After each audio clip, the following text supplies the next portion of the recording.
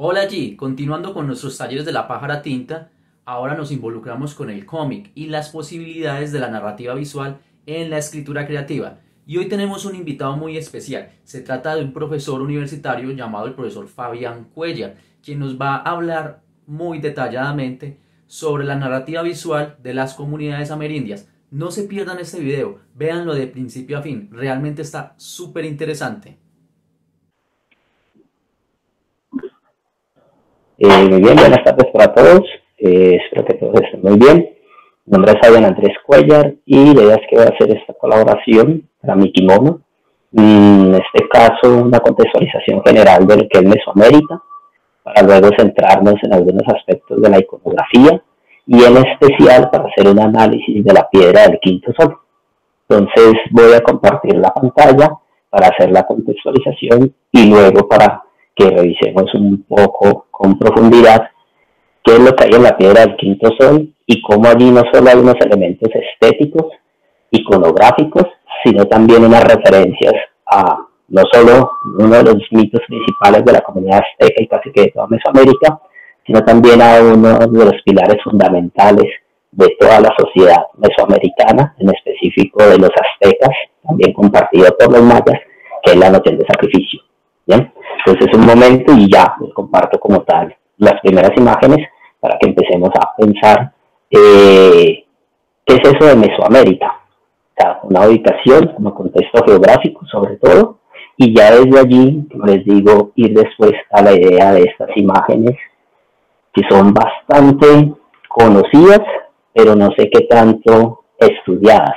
Entonces, un par de segundos ya les comparto como tal esta imagen que me parece que es muy importante reconocer. Entonces aquí vamos. Mesoamérica es un concepto como tal acuñado por Paul Kirchhoff, que es un arqueólogo alemán, que allá a mediados de los 50 estableció esta noción de Mesoamérica como conjunto cultural. Pues vemos que desde lo geográfico comprende todo México, incluyendo la península de Yucatán, Guatemala, Honduras, parte de El Salvador y la antigua, ¿cierto? Como tal, Belice. Y aquí florecieron muchas culturas, tal vez las más conocidas, por supuesto, son los aztecas y son los mayas, y por eso de los mayas, también haciendo como un pequeño recorrido ahí histórico y sobre todo iconográfico, que es muy reconocida por estos lugares, eso sí, Bache, digamos como tal, en la zona de la península de Yucatán. Y allí, en esa península de Yucatán, encontramos la pirámide de Kukulcán, dedicada a la serpiente emplumada, que en la zona azteca se llama Quetzalcóatl. Este monumento es muy importante, que le llaman el templo del caracol, es de lo más importante en la medida en que permitía hacer observaciones astronómicas, y si se dan cuenta, los observatorios astronómicos contemporáneos siguen casi que este mismo patrón o modelo. Solo que los mayas lo desarrollaron mucho antes de que se desarrollaran tanto los telescopios como la noción de observatorio astronómico como tal en Occidente. Aquí hay un mapa ya solo de la zona maya, que en este caso, como les decía, incluye Guatemala, Belice y toda la península de Yucatán. De allí que tanto la zona azteca como la zona maya tienen muchos elementos en común. Y si bien en la zona maya se desarrollaron unos códices, unos murales, unos dinteles, las estelas, inscripciones en piedra, que fueron muy importantes, pues tal vez el más de estas figuras, o de más bien de estos monolitos, de estas esculturas en piedra, tal vez el más conocido y, como les decía, el que aparece en muchas representaciones, es esta piedra del quinto sol, a la cual pues vamos a dedicarnos ahora como para hacer un análisis más cercano. Si bien se conoce como calendario azteca, en algunas fuentes que no son muy precisas le llaman calendario maya, pues en realidad no es ni calendario azteca ni calendario maya, el nombre real es la piedra del quinto sol, ya vamos a ver por qué. Y como tal, este monolito tiene un diámetro de 3 metros, casi 80 centímetros, casi 4 metros, un grosor de 90 centímetros, casi un metro, que es bastante grande, es un, digamos, un un tamaño monumental, como dirían, finamente labrada en alto y bajo relieve, y si bien está un poco deteriorada, pues para hacer el análisis lo que vamos a tratar, digamos, de desarrollar, lo vamos a hacer a partir de esta otra representación, que es la misma piedra del quinto sol, solo que aquí lo que han tratado de hacer es colocar colores, pero no de manera arbitraria, sino que un trabajo que hizo la National Geographic hace unos 30 años más o menos, a partir, pues digamos, varios epigrafistas que conocen como tal los patrones estéticos, los murales y demás, tomaron como referencia esos patrones, esos referentes y los colores que se usaban en esos murales, las formas de representación y demás. Entonces lo que hicieron fue darle un color de acuerdo con esos otros murales, es decir, con toda una tradición estética, tanto de la zona azteca como de la zona maya, pero especialmente de Tenochtitlán, que es el lugar donde se encontró esta piedra. Normalmente estaba, digamos, en la parte baja de la pirámide como tal, dedicada, digamos, en el centro de Tenochtitlán, que hoy día es el centro de México. Y esta piedra, pues en este momento es como la parte central del Museo Nacional de Antropología e Historia y uno de los monumentos más visitados. Entonces vamos a hacer unos pequeños acercamientos a esta imagen. Pues para hacer el análisis, uno podría, ¿cierto? Pues, como es una estructura circular, uno podría decir que se dividiría en unos 3 elementos de análisis: una circunferencia externa, que es esta; una intermedia, donde hay 20 símbolos, que es esta; y la parte central, que aquí estoy señalando con el cursor, ¿cierto? Entonces vamos a hacer análisis comenzando por la parte central. En la parte central lo que tenemos es esta figura, que al parecer es la de Tonacatecutli, el señor de nuestra carne. Otros mencionan que es Tonatiuh, el sol, es muy probable que sea Tonatiuh, y que con característica principal, pues aquí está en todo el centro, ese sería el quinto sol, y está rodeado por 4 soles que representan, son las edades cósmicas, esos otros 4 mundos que fueron creados, destruidos, previo a la consolidación de este quinto mundo. Eso es específico y es importante. ¿Por qué? Porque para los aztecas había una idea, pues no solo una idea, no, todo un mito, que se llama así, pues aunque le llamen la leyenda de los 5 soles, en realidad es un mito, de los 4 soles, incluyendo el quinto actual. Este mito lo que narra es esas creaciones y destrucciones sucesivas de 4 mundos previos que fueron gobernados y creados por 4 seres o dioses principales, en este caso en la fecha 4 jaguar.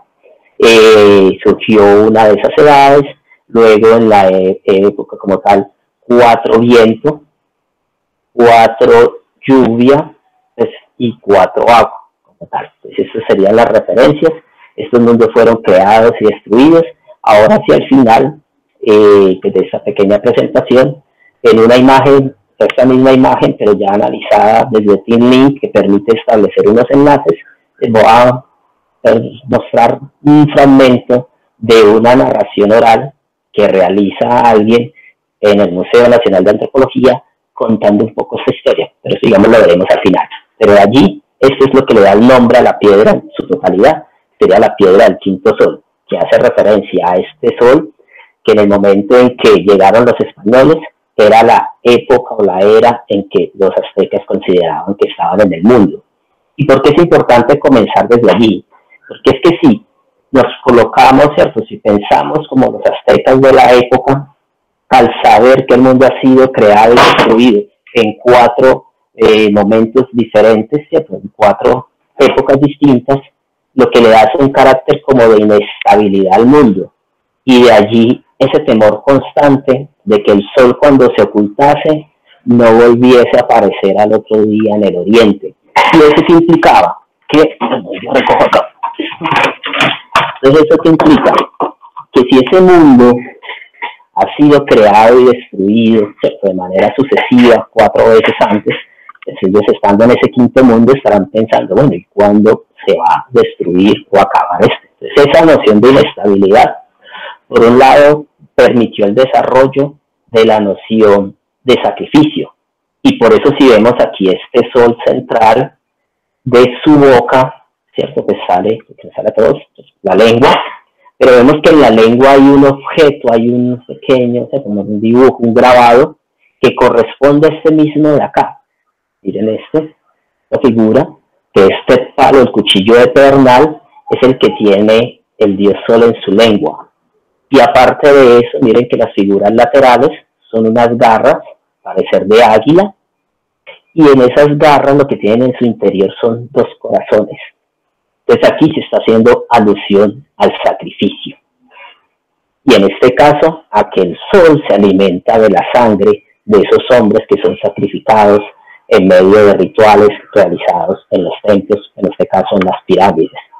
Y entonces ya si vemos, digamos, eso nos permitirá analizar la figura como tal general, es decir, el círculo exterior o externo, que está compuesto o elaborado representando una serpiente bicéfala.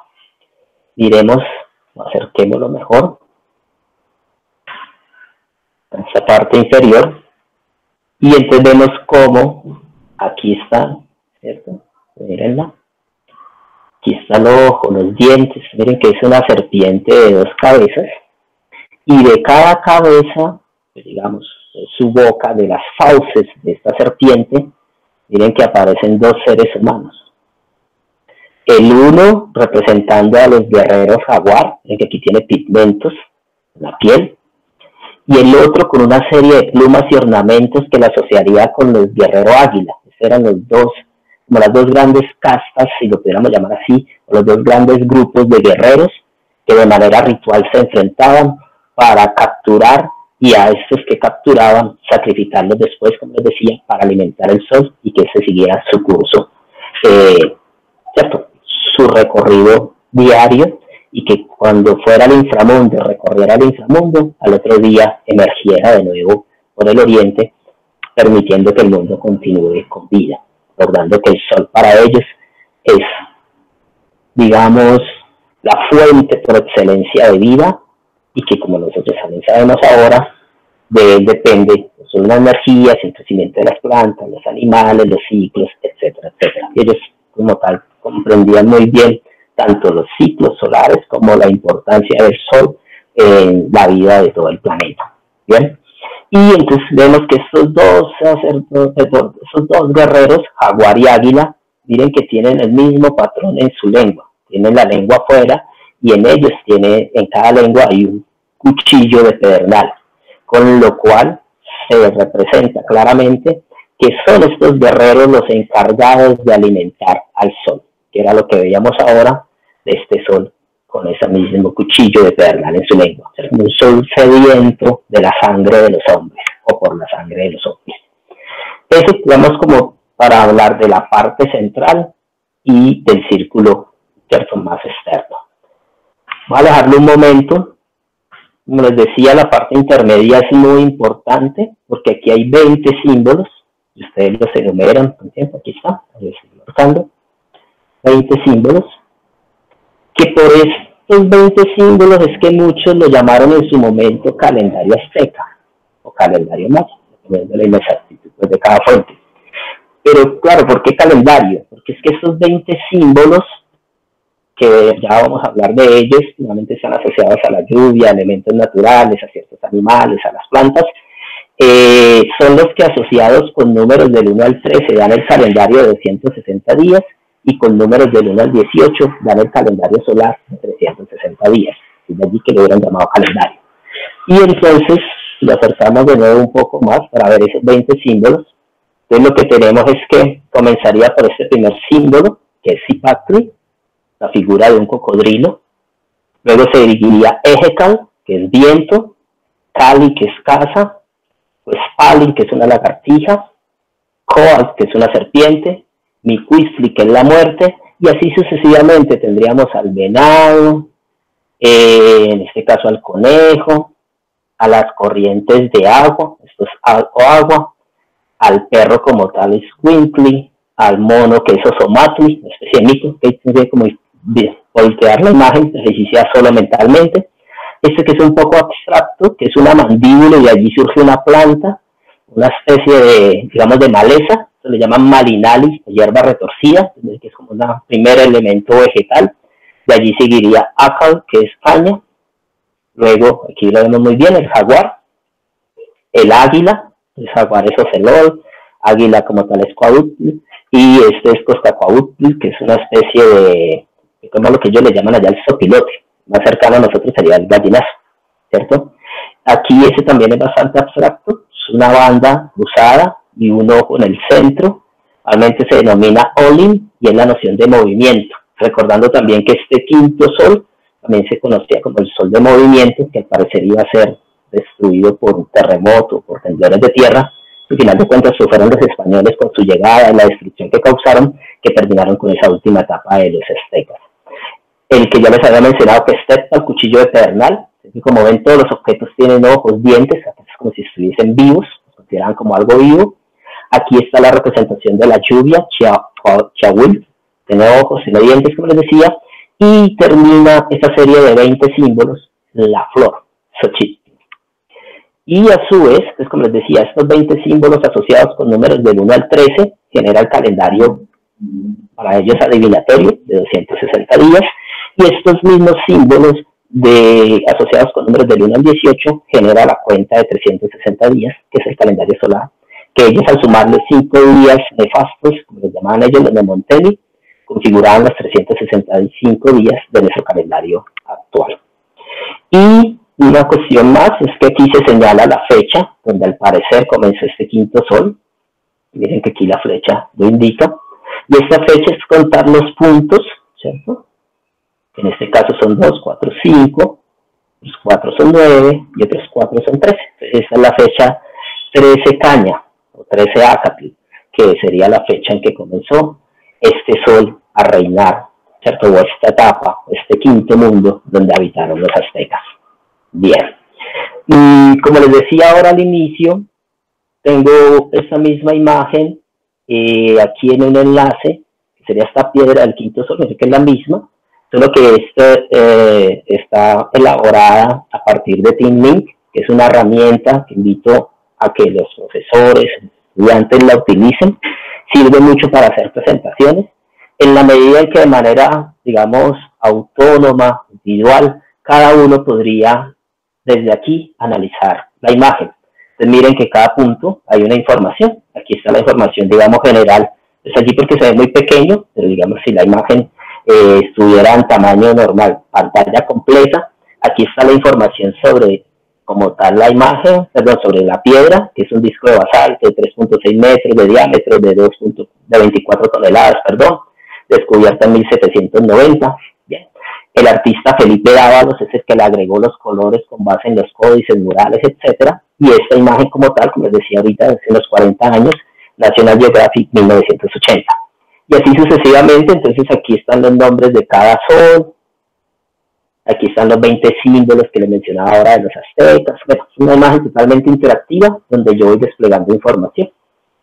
Y está indicado lo que ahorita les dije en forma oral, pues está ahí resumido esta idea. Y entonces, digamos como el resumen del análisis de toda la piedra o de toda esta imagen estaría aquí. Si tenemos en cuenta la narración denominada la leyenda de los 5 soles, además de las implicaciones que traen consigo las creaciones y destrucciones sucesivas del mundo, con los cuchillos de pedernal y los corazones ya referidos, los de las garras, se hace una clara alusión a la importancia de Teotihuacán, que es el agua divina, que es la sangre con la que los hombres en un gesto recíproco trataban de mantener un movimiento a este sol creado a partir del sacrificio mismo de los dioses. Claro, el gesto recíproco es por eso, porque en la mitología azteca los dioses en diferentes oportunidades se sacrifican, dan su vida, mueren, se transforman en el fuego, cuando los desgarran, cuando se autosacrifican, cuando sangran partes de su cuerpo para darle vida al ser humano. En este momento, en la parte que complementa este video, voy a mencionar algunos de esos referentes de esos dioses, cómo dan la vida y cómo estos héroes conforman la visión mesoamericana del mundo, tanto en los aztecas, en los mayas y otras culturas. Y lo que les decía de la narración de Mañoviche sobre esta piedra del quinto sol está aquí en un enlace. Solo voy a dejar ahí 1 o 2 minuticos y con esto terminaríamos. Es un enlace a YouTube, que eso también permite hacerlo, y con esto, digamos, como que cerraríamos este primer acercamiento. Te lo dejo 1 o 2 minutos y ya vuelvo para despedirme.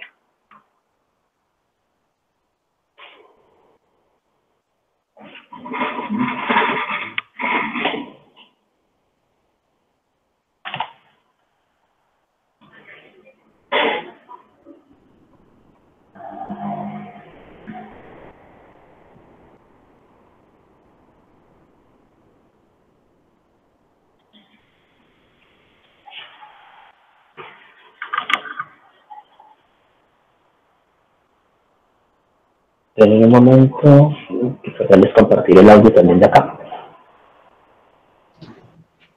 Oh.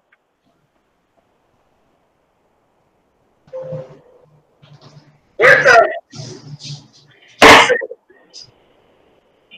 antes de esta época hubo 4 épocas anteriores. Muestran que antes de este sol hubo otros 4.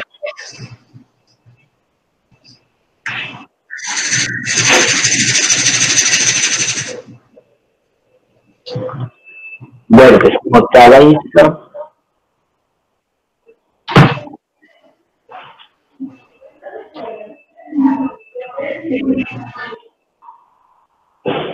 Entonces, como tal ahí está el video. Después podrían observarlo para que lo analicen y pues para que lo escuchen sobre toda esa tradición oral. Yo dejaré el enlace pues, ahora, al final del video o del otro video, tanto de la presentación como de contextualización de Mesoamérica, como la de la zona maya, donde está el enlace a esta imagen en un link y donde pueden ingresar al video y demás. Entonces, espero que estén muy bien, que les haya parecido interesante este pequeño análisis y bueno, ya nos veremos en otra ocasión. Muy bien.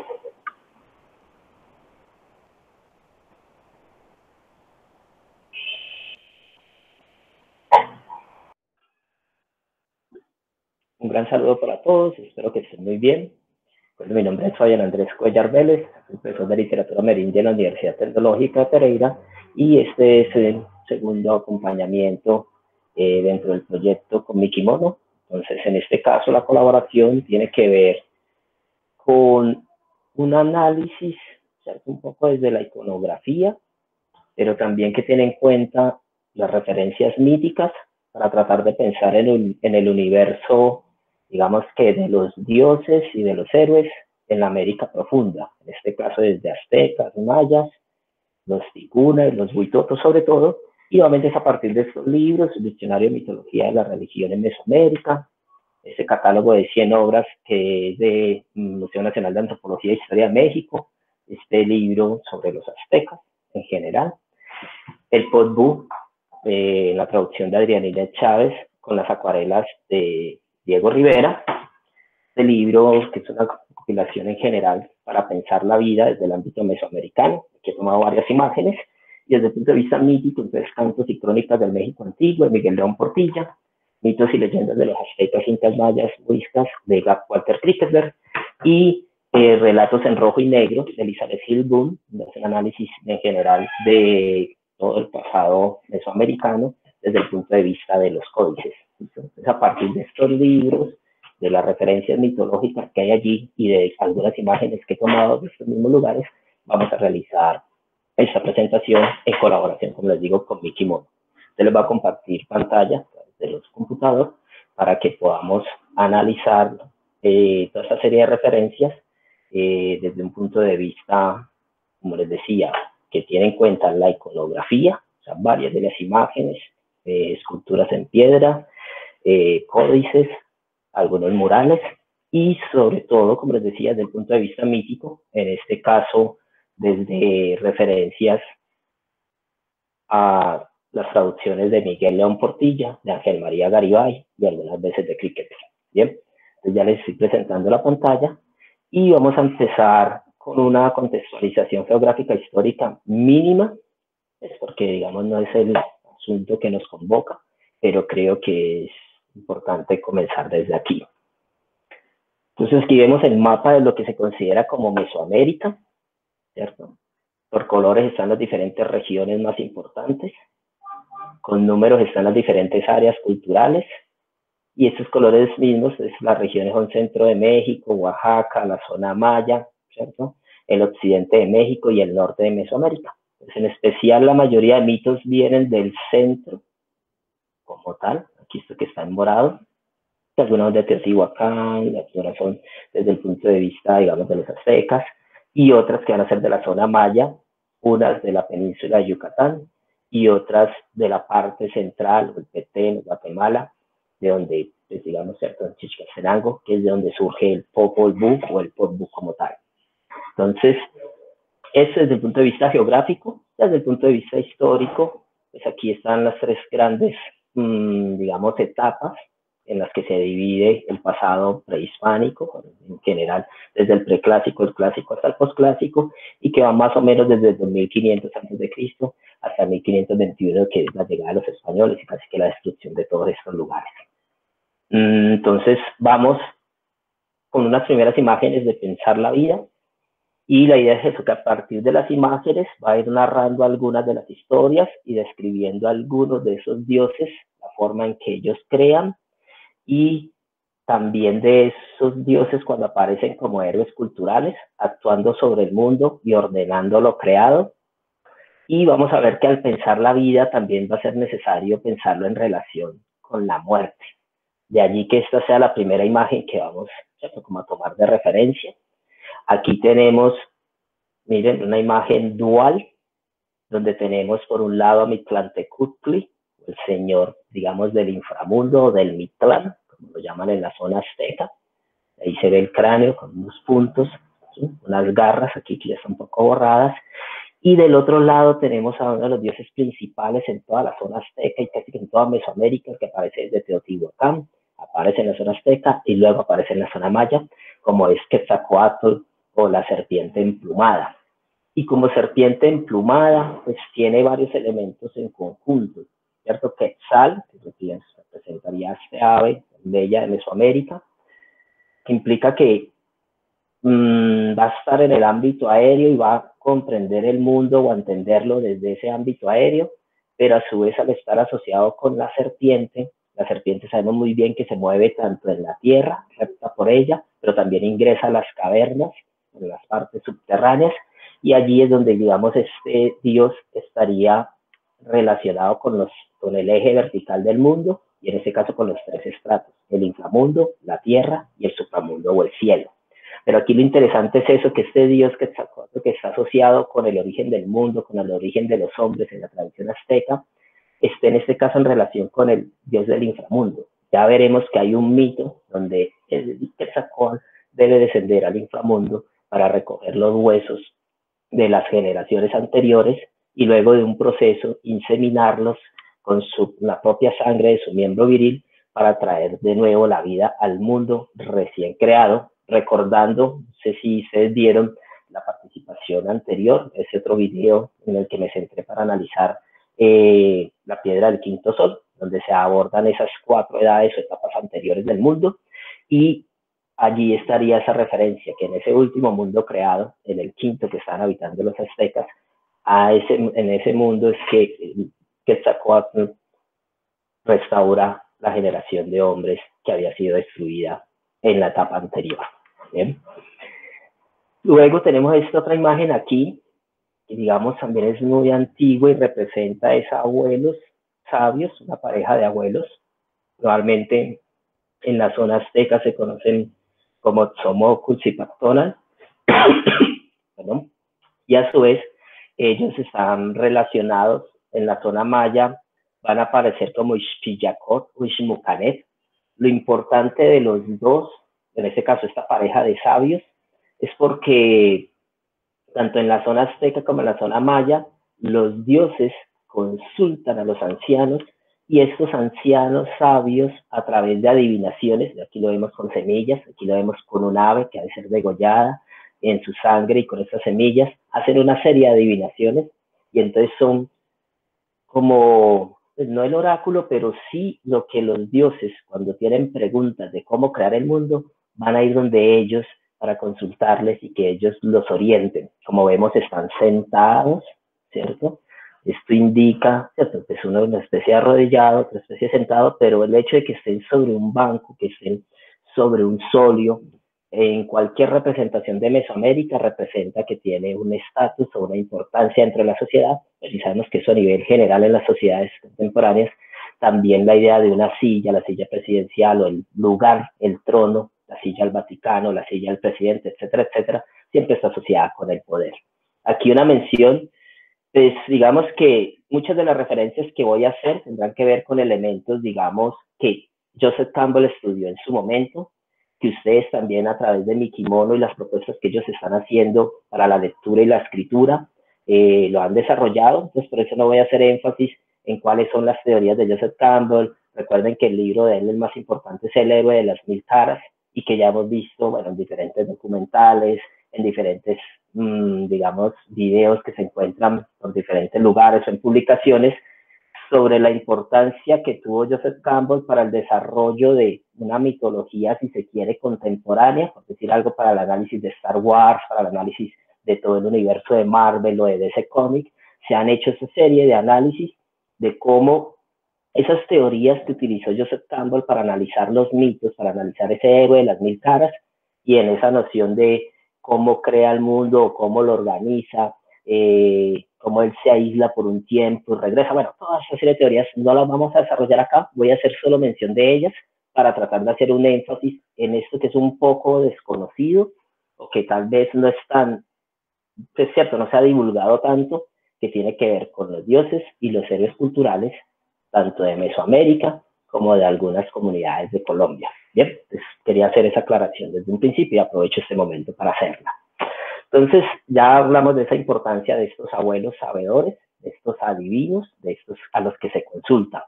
Antes de pasar a la otra imagen, incluso ellos aparecen en la tradición mítica de los aztecas, les digo porque los dioses lo consultan y sobre todo porque a partir de ellos es que se puede crear el calendario, tanto adivinatorio como el calendario agrícola o solar, y de allí el hecho de adivinar a través de semillas, y de ahí en adelante pues hay una serie de elementos que los hombres o que los dioses reciben para después continuar dándole orden al mundo. Hablando del orden del mundo, esto es una representación que aparece en muchos códices de la zona azteca y de la zona maya. Aquí está el dios del tiempo y del fuego. Lo importante es que él se ubica en la parte central. Voy a reducir acá un poco el tamaño para que veamos una cosa. Y es que este normalmente es la visión cosmológica o el orden que tiene el cosmos. Como vemos, hay 4 rumbos y hay unas posiciones intermedias. Normalmente las marca el sol en el cielo, el momento en que sale y que se pone. Y miren que aquí las apuestas.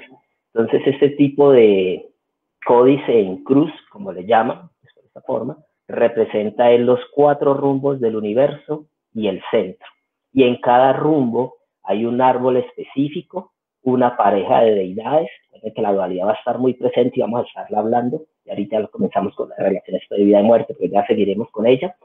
Hay un árbol específico y un ave, miren, cada una, asociado con esos colores y con esos rumbos, teniendo en cuenta que lo que ellos ubican acá es el oeste y pues diferencia nuestra que ubicamos el norte en este lugar. Bien, eso se va a repetir en muchos lugares y es muy importante esa idea, recordando que la cosmogonía es el origen del cosmos y que la cosmología es el orden de ese cosmos, que los mismos dioses y que los héroes culturales se encargan de eso, de organizar, de ordenar y de mantener en equilibrio. Es aquí una representación que ustedes claramente percibirán, pues no es la representación de tu país, es 2 caras de DC Comics, sino que en este caso es la representación en una misma máscara funeraria muy antigua de la vida y de la muerte, y cómo de manera natural ellos percibían ese ciclo de lo vivo, que en algunos momentos, ¿cierto?, digamos, manifiesta y expresa toda esa vitalidad, pero que a su vez esa vitalidad se va agotando y termina en la muerte, y de esa muerte también es posible que surja algo, pues, sin pensar ahí en animismo, ni tampoco en el hecho de que ellos se transformen en animales. Bueno, pero sí la noción de que de la muerte por lo menos quedan allí unas esencias o algo que fertiliza la tierra para que surjan otras cosas. Bien. Hablando de la vida y la muerte, esta diosa es muy importante, se llama Tlaltecutli, que sea como la diosa de la tierra, y allí lo importante es eso, que digamos en la tradición azteca muestran cómo esta diosa ha de ser, digamos, más que desmembrada, toma Tezcatlipoca y Quetzalcóatl, dos de los dioses principales en la tradición azteca, y pues esta es la gran diosa, como si fuese un tipo de caimán, como si fuese un tipo de, ¿cierto? Un ser un poco monstruoso, a medida de estas garras y demás, que está, digamos, está ahí como suspendida en el agua y la deben dividir, una la toma de un brazo y de la pierna, el otro, digamos, del brazo y la pierna opuesta, y la desgarran. Y al desgarrarla, de ella crean el cielo y crean la tierra. Y al crear el cielo y la tierra, entonces vemos que ella está sacrificando su vida para dar vida al mundo mismo. Y aquí la representación, que esta pieza, digamos, estaba así fracturada cuando la encontraron, es de más de 3 metros, pero ya al hacer una reconstrucción, miren que por aquí en sus articulaciones tiene una especie de mandíbulas que se ven, o sea que está asociada con la muerte, pero aquí al parecer es como si en su vientre tuviese o estuviese albergando la vida, pero a su vez la lengua o su lengua se comunica con ese vientre, entonces sería una diosa que representa claramente esa noción de la muerte para dar vida y de cómo esa vida también un poco se alimenta de la muerte, que era de lo que estábamos hablando.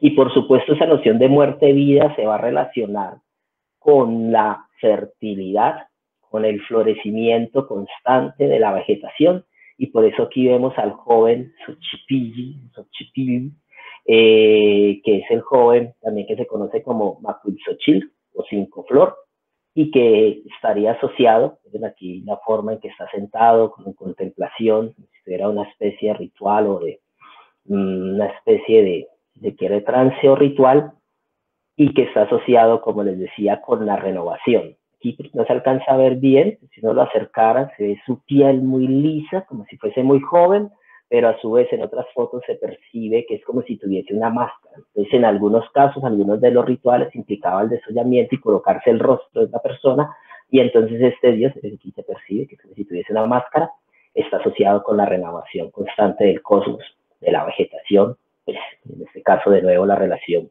muerte-vida, después estoy haciendo tanto énfasis. Esta es la piedra del quinto sol, que igual no la analice porque saben que hay otro video también en apoyo para Miki Mono, donde unos 20 minutos analizo desde el punto de vista iconográfico, con referencia también a los mitos, esta piedra del quinto sol, y por eso aquí no la menciono. Pues simplemente aquí lo de las etapas, las edades cósmicas, es decir, los ciclos de creación, destrucción del mundo, que hacen parte de Mesoamérica como tal.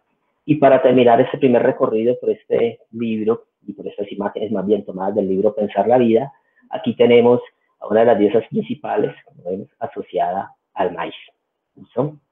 Que como sabemos muy bien, el maíz como tal es el alimento primordial de todos los pueblos mesoamericanos, incluso en muchos pueblos de América del Sur, salvo que en las zonas boscosas,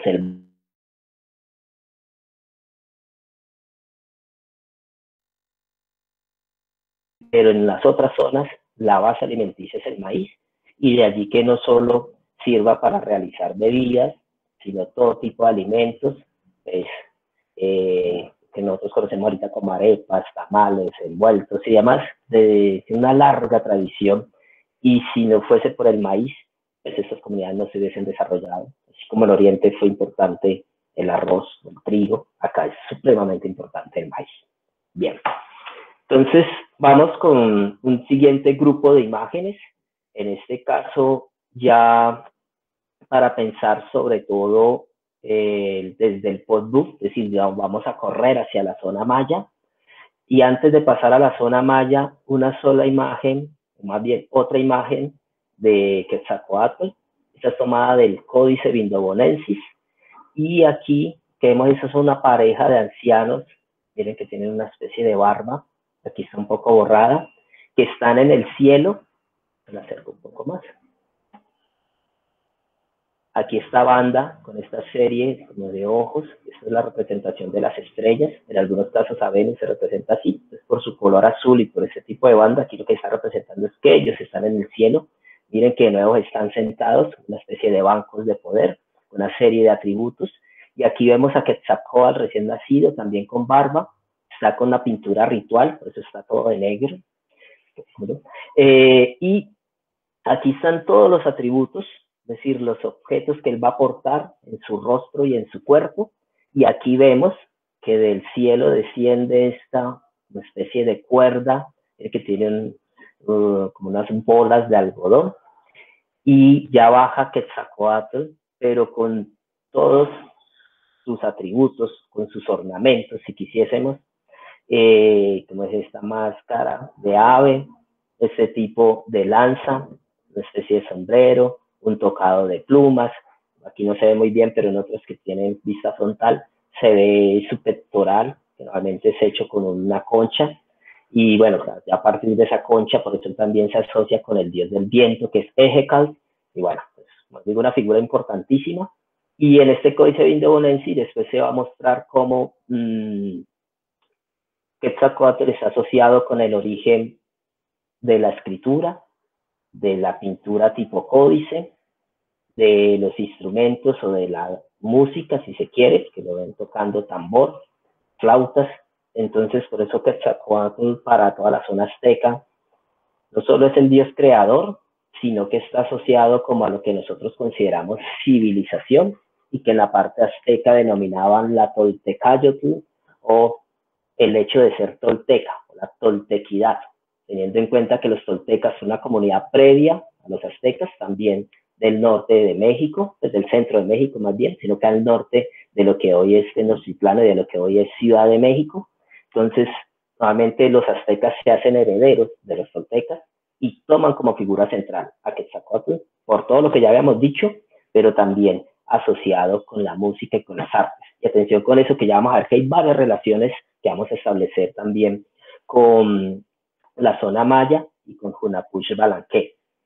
Una última referencia ahí a Quetzalcóatl, nos decía, aparecen esos mitos creando el mundo, aparece también otros mitos con Tezcatlipoca organizando ciertas cosas, y como les decía, aparece un mito central que es la restauración del género humano destruido, que también ya lo mencioné, donde desde la muerte, desde el inframundo, a través de una serie de estrategias, sobre todo estos dioses más que poderes sobrenaturales, por supuesto también los tienen, es decir, son capaces de transformarse en animales o de comunicarse con los animales y pedirles su ayuda. También, sobre todo, sus poderes están ligados a su ingenio.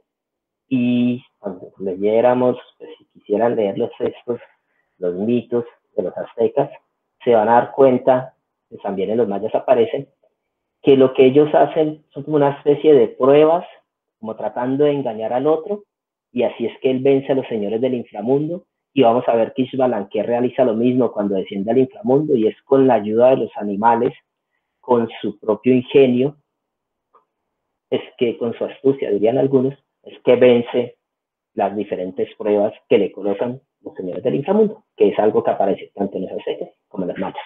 Entonces vamos para la zona maya, y en este caso con un par de imágenes tomadas del texto de Diego Rivera, y en este caso unas muy bellas acuarelas que él desarrolló unas 20 acuarelas, que en vida no las publicó, esto se publicó hace poco, esta es la portada, y bueno, aquí hay una referencia a la creación del mundo, y aquí no va a hacer énfasis, salvo de esta serpiente bicéfala, o aquí en este caso dos serpientes, la reproduce él, la serpiente del cielo y la serpiente de la tierra, la serpiente del agua y la serpiente del cielo. En algunas versiones varía.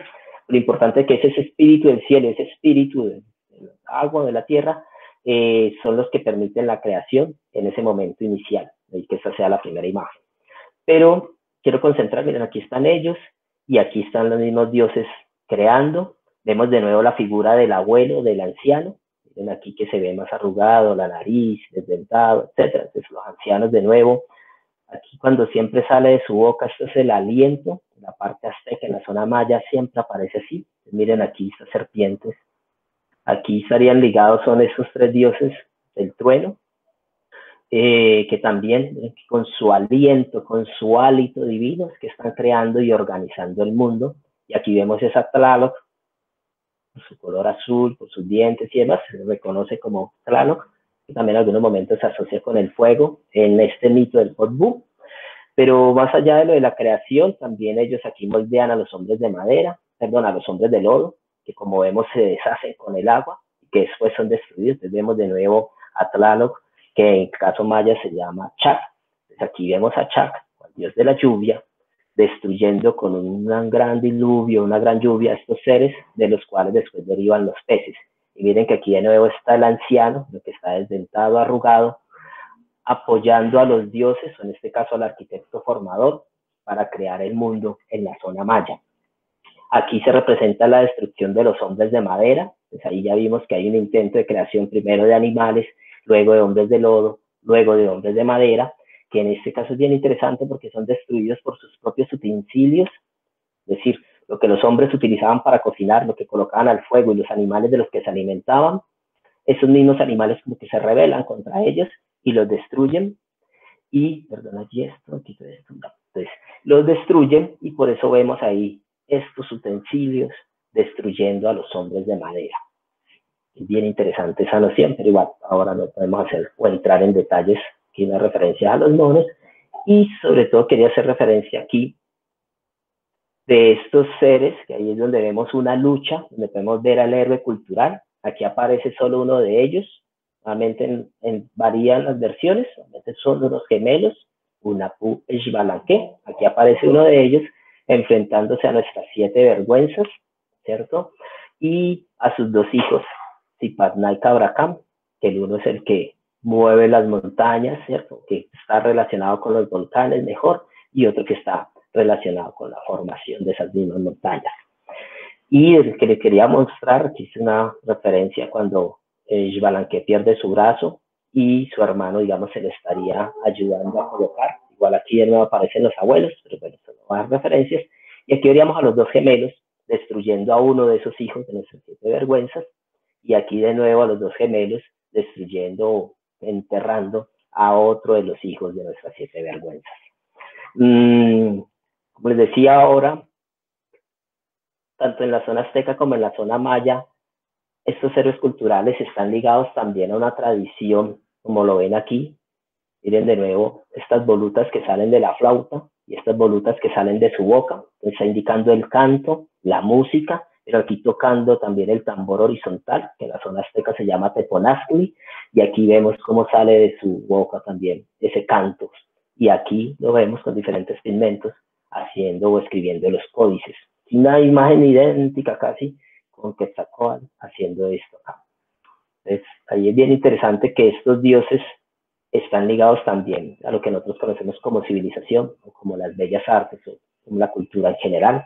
Aquí ya hay unas referencias al juego de pelota, los señores del inframundo están acá y los citan para que vayan al inframundo, y bueno, ahí también hay una serie de referencias de estos 2 gemelos cuando descienden al inframundo.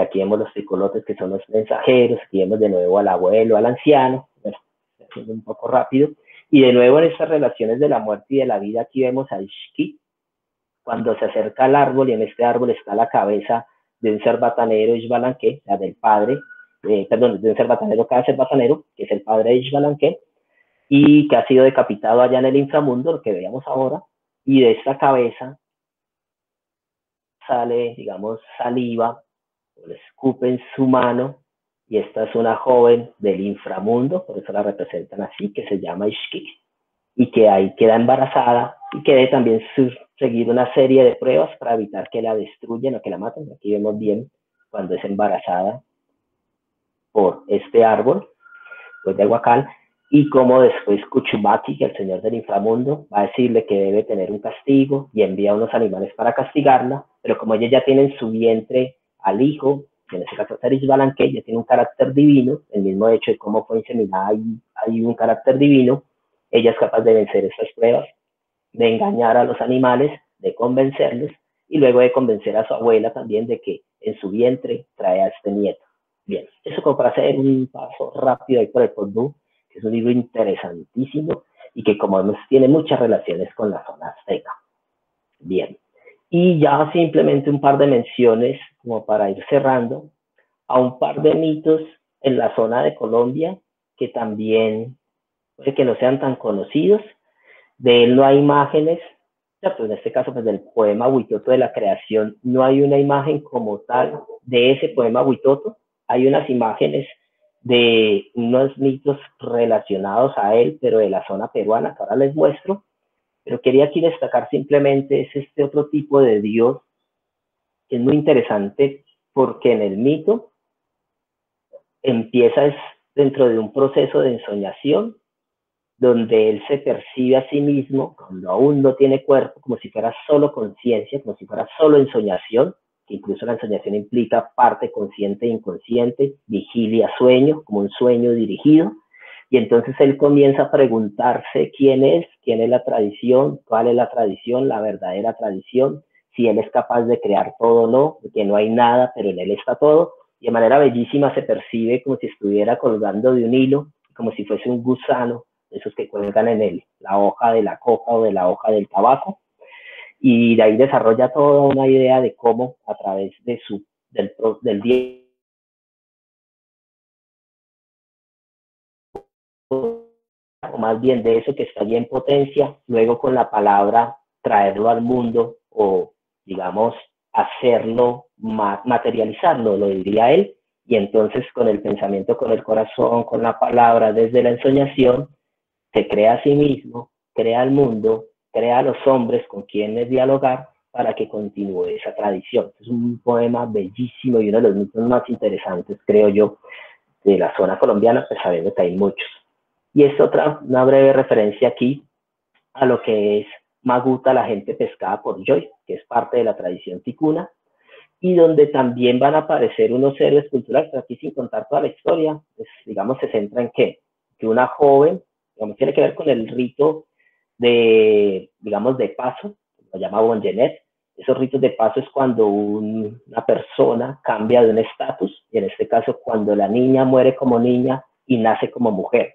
Es decir, cuando deja de estar en el ámbito del juego, de los niños, de otro tipo de ocupaciones, a tener ya casi que la responsabilidad y el reconocer que en su cuerpo ya es capaz de albergar vida. De allí que necesita una preparación que se hace a través de un ritual donde ella va a ser encerrada, donde a través de los bocinos, sus tías, sus abuelas les van a cantar y también van a aparecer otros seres que representan a las fieras y sobre todo deben de entonar unos mitos relacionados con Gutapa, que es el padre creador, que también de su cuerpo surge todo y al final él muere, pero eso después renace de varias maneras, y sobre todo que de Gutapa viene Joy e Ipi, que sería un poco similar a estos gemelos que hablábamos ahora en la zona maya, el Potbu.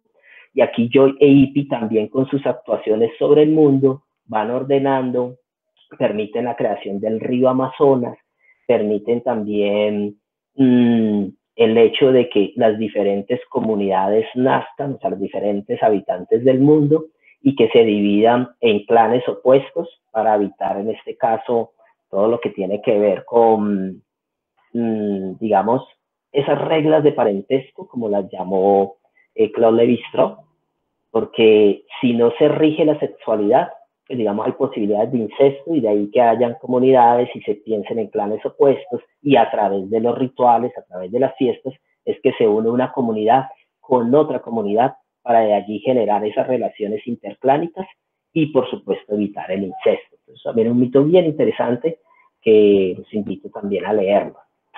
Entonces, digamos que ese fue un recorrido, no sé si muy rápido, con mucha profundidad, pero pues traté como de hacer ese panorama desde lo visual y, como les digo, desde toda la tradición que hay detrás de ellos. De todas formas, la idea es seguir colaborando con Mikimono y también, digamos, acá hay una página, pues más que una página, es una especie de blog que se llama Educación en Espiral, así seguido. Aquí está, voy a aumentar un poco para que la vean, wordpress.com, donde hay algunos de estos enlaces, donde hay algunos de estos enlaces. Educacionespiral.wordpress.com, ahí pueden encontrar más información, y si no, a través de Pablo y demás, pueden preguntarle por mi correo si están interesados en estas imágenes, en las presentaciones, en algunos de esos textos o esos mitos, que algunos están digitalizados. Y bueno, espero que se haya comprendido un poco ese panorama general por dioses y héroes culturales de América profunda, centrados sobre todo en la zona azteca y maya, y con unas pequeñas referencias al poema Huitoto y a la tradición ticuna en el texto de Maguta, la gente pescada por Yoyo. Espero que estén muy bien. Hasta la próxima. Un saludo a mi kimono y bueno, ya nos veremos después.